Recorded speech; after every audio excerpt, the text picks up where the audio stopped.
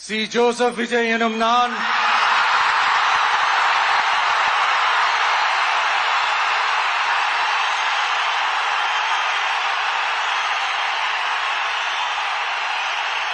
சட்டப்படி அமைக்கப்பெற்ற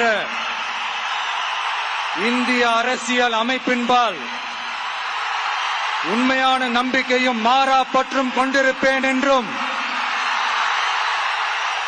இந்திய நாட்டின் ஒப்பில்லாத முழு முதல் ஆட்சியையும் ஒருமையையும் நிலைநிறுத்துவேன் என்றும்